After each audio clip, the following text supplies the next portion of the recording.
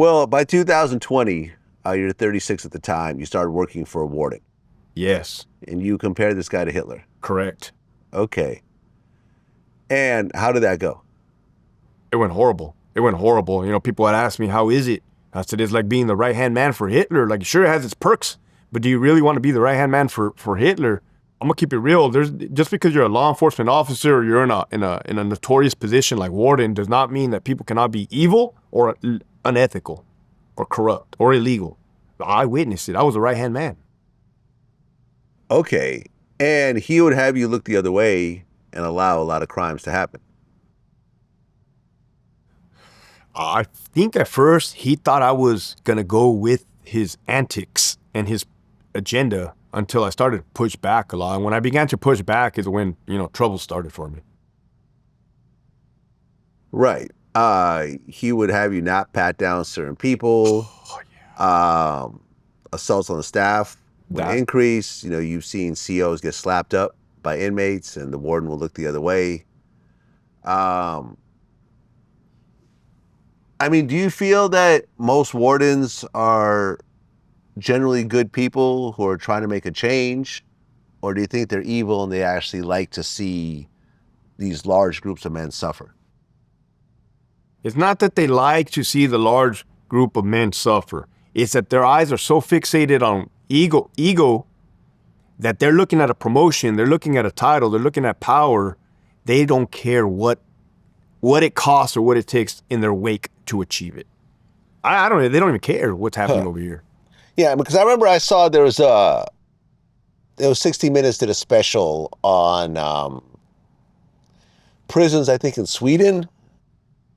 Or basically you go to these Swedish prisons and people have their own cells with keys to their own cell. They have TVs, video games.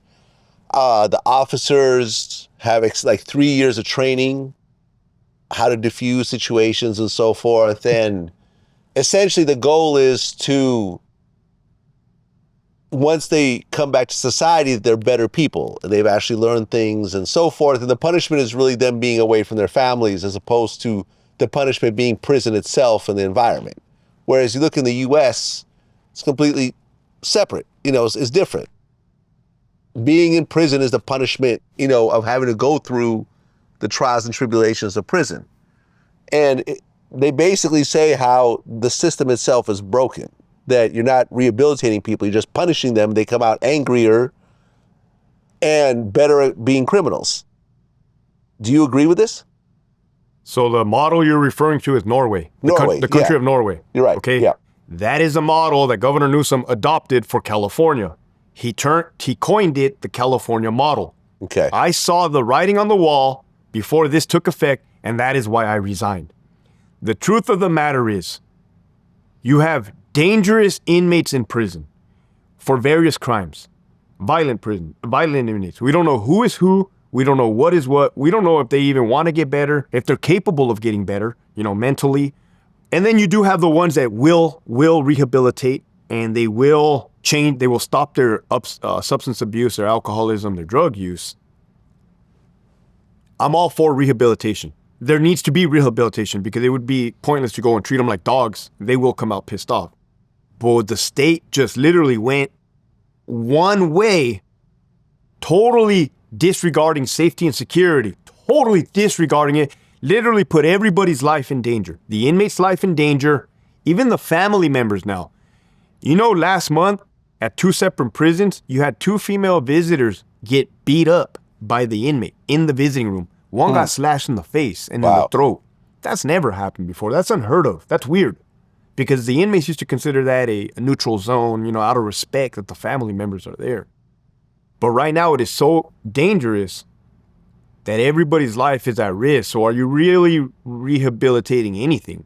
No, you're slapping lipstick on a pig. And Governor Newsom only goes to certain yards at St. Quentin and he has all the inmates locked up in their cell because they told me, hey, Governor Newsom came, but he made every inmate lock it up. And then he goes around and he does a little fake tour and acts like everything's okay when there's a murder almost every day.